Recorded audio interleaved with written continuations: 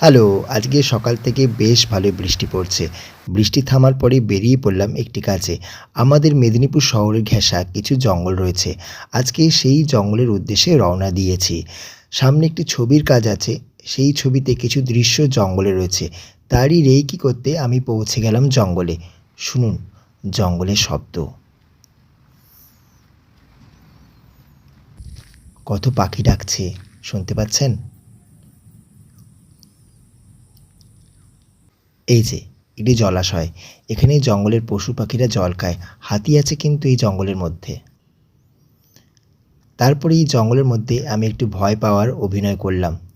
এই যে দৌড়ে আসছি। দৌড়ে এসে আমার খুব খিদে পেয়ে গেল।